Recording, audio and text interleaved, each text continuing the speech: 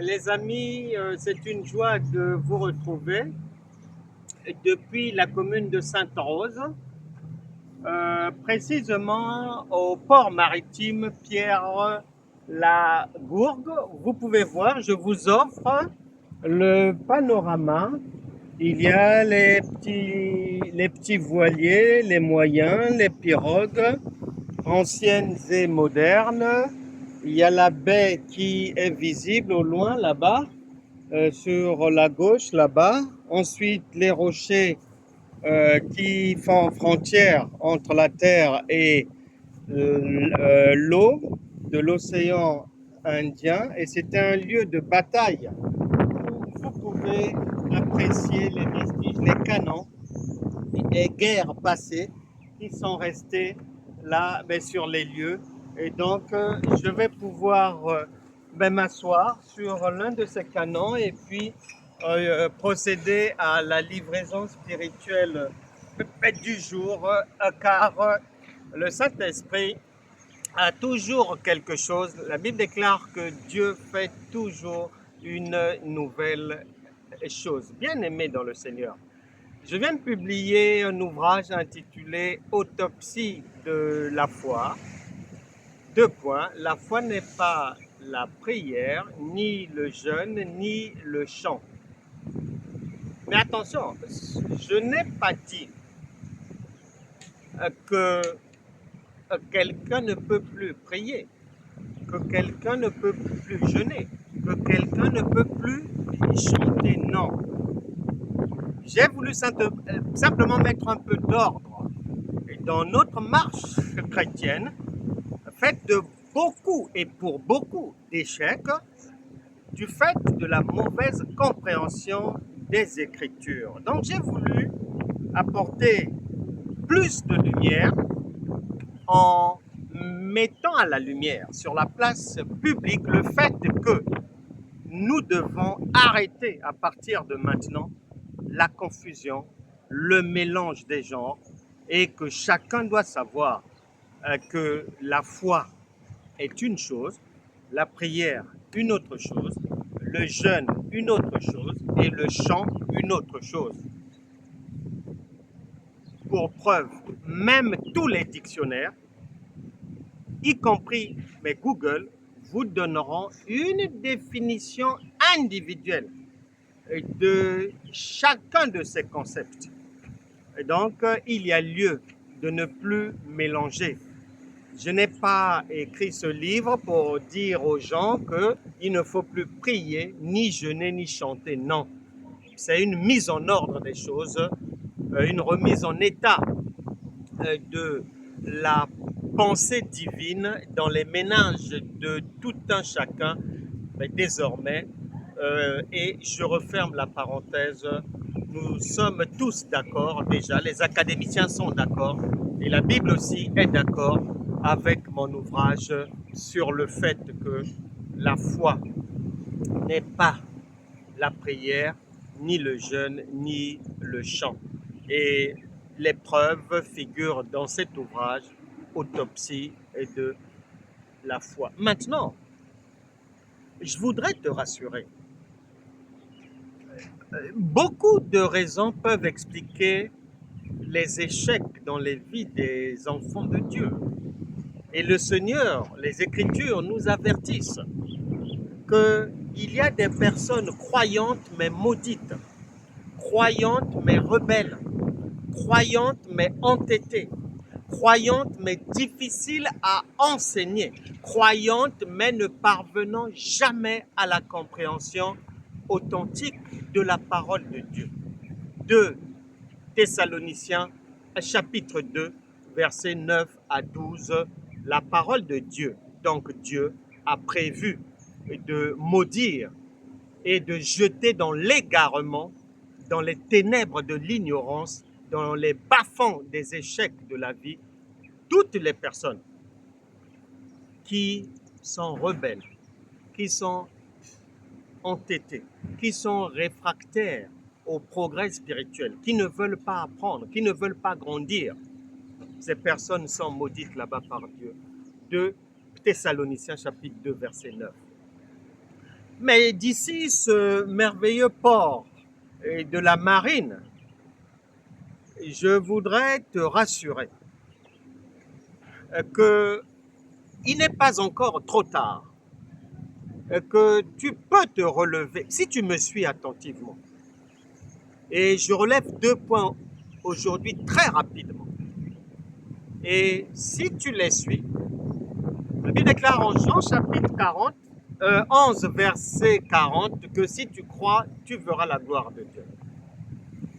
Il n'est pas trop tard. Même si tu es malade du diabète, même si tu es diagnostiqué psydéenne, même si tu souffres des insuffisances pulmonaires, des problèmes cardiaques, au niveau des reins, au niveau des lombaires, des sciatiques et autres, même si c'est la cécité qui frappe, sache qu'il n'est jamais trop tard. Tu liras dans le livre de la Genèse l'histoire de Caïn, l'histoire d'Ismaël et la vie d'Ésaü.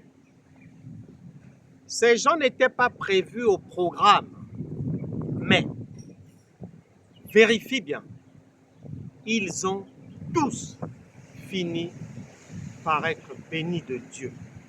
Mais pour dire, même si tu as été dans des erreurs, même si tu t'es trompé, même si tu as fait du mal quelque part, même si tu te culpabilises du fait qu'un enfant est devenu malade, tu te dis peut-être c'est à cause de toi, si je n'avais pas fait ceci, si j'avais pris la bonne décision. Tu te dis peut-être que mon mariage a échoué parce que j'aurais pu mieux faire et je ne l'ai pas fait. Je te dis peut-être que je suis passé à côté de la vie parce qu'il fallait que je prenne ce risque pour investir, pour ouvrir ce commerce et tout. Je suis là pour te dire qu'il n'est pas trop tard. À condition maintenant pour toi de veiller à marcher avec une parole de Dieu authentique, c'est-à-dire pas la lettre, pas l'ombre, mais la parole révélée. Plusieurs marchent avec un Dieu et une parole de Dieu qui ne connaissent pas. Pourquoi? Ils comprennent Dieu en français. Dieu n'est pas français. On ne comprend pas Dieu en français. Lorsqu'on lit la parole de Dieu, la compréhension que l'on a soutenue par nos acquis à l'école et par les définitions données par les différents dictionnaires, cette compréhension est terrestre. Or, Dieu est céleste. C'est-à-dire, il faut l'interprétation. Il faut la révélation. Et le Seigneur Jésus, c'est ce qu'il a dit en Matthieu chapitre 16, à partir du verset 13 à 19. Tu liras là-bas que sur 12 apôtres, 12 pasteurs, il y en avait un seul qui comprenait Dieu. Et c'était l'apôtre Pierre qui l'avait compris par la révélation. Tu retiendras aussi que l'apôtre Paul a été le plus grand du fait qu'il a compris Dieu et la parole de Dieu par la révélation et non l'enseignement humain et la compréhension bas de gamme charnelle. Non. Tu constateras qu'en Ecclésiaste chapitre 1 verset 9, nous sommes prévenus qu'il n'y a rien de nouveau sous le soleil. Donc c'est la même chose. Si tu n'as pas l'interprétation de ce que tu lis, tu ne peux pas ni marcher avec Dieu, même si tu penses marcher avec lui, ni avoir les bénéfices de notre héritage en Christ. La Bible déclare en Proverbe chapitre 29 verset 18 que lorsqu'il n'y a pas la révélation, c'est l'échec assuré. Les gens iront droit mais dans le mur. Tu dois savoir que si ça n'avait pas marché pour toi jusqu'aujourd'hui, malgré les multiples jeûnes, les veillées de prière, le parler en langue incessant, la sympathie, le changement de coiffure, l'humilité dans le saupoudrage des rouges à lèvres et autres, la gentillesse manifestée si ça n'a pas marché malgré tout cela parce que tu comprends la parole de Dieu en français et tu n'as pas la révélation. Le vœu de mon cœur et ma prière pour toi qui es là, c'est qu'à partir d'aujourd'hui, que tu puisses comprendre la parole. Tu ne savais pas que Dieu est un Dieu qui se cache. Comment voulez-vous réussir lorsque au moins 80% des enseignements de la parole, des prédications, sont des exhortations assises sur une compréhension française de la parole? Ça ne peut pas marcher. Vous prierez pour rien. Vous tournerez toujours en rond. Vous jeûnerez dans le vide. Vous chanterez en vain. Je suis venu ici, au port de la Marine depuis Sainte-Rose, pour te passer le message du Seigneur que la récréation est terminée et que cette mauvaise saison dans ta vie passe à partir d'aujourd'hui. Tu as l'opportunité de sortir de l'ignorance et des échecs de la vie. L'école de la foi Franck Cana est à ta disposition, 24 heures sur 24, sur École de la foi Franck Cana TV. Mais encore, sur ma page Facebook, sur ma chaîne YouTube, tu as accès là-bas. Tu peux venir et apprendre avec nous. Tu comprendras mieux Dieu. Tu comprendras mieux le langage de Dieu. Parce que on comprend Dieu. Conformément à Ésaïe chapitre 45 verset 15, on comprend Dieu et Proverbes chapitre 29 verset 18 et Matthieu chapitre 16 verset 13 à 19, Jean chapitre 8 verset 43, on comprend Dieu par la révélation. J'ajoute Galates chapitre 1 verset 11 à 12. Je m'arrête là. Nous sommes suffisamment prévenus qu'on comprend Dieu par la révélation. Donc, il est temps pour toi de sortir des enseignements charnels, des enseignements non révélés, qui, en fait, beaucoup, on leur sert un agneau cru, non immolé. C'est-à-dire une parole de Dieu non révélée, crue. La lettre, ça tue. La Bible déclare, la lettre tue, mais c'est l'esprit, c'est-à-dire ce qui vient de la révélation, qui vivifie. À partir d'aujourd'hui, tu n'auras plus d'excuses. La Bible déclare que lorsque Dieu vient, de la même manière que le Seigneur Jésus était venu, il n'avait pas d'éclat pour attirer les regards. Sache que Dieu est un Dieu qui se cache. Et il vient toujours comme un voleur et comme il veut, quand il veut, où il veut, avec qui il veut. Et je peux t'assurer que là maintenant, il est effectivement au port de la Marine à Sainte-Rose pour te dire que la mauvaise saison dans ta vie est terminée. Tu entres dans le réel. 2 Corinthiens chapitre 5 verset 17. Si quelqu'un est en Christ, il est une nouvelle créature. Les choses anciennes, c'est-à-dire le négatif de la vie, sont passées et voici toutes choses sont devenues nouvelles. Ma prière pour toi, toute maladie, toute agression spirituelle, toute opposition sur ton lieu de travail, dans la famille, parmi les amis, toute conspiration contre toi ou tes enfants, toute jalousie, toute haine à ton sujet, tout cancer, diabète, tumeur, au nom de Jésus, s'arrête à partir d'aujourd'hui.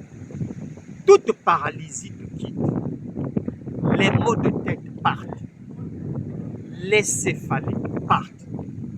Je dis non au kyste, non au fibrome, non au myome. Vous partez.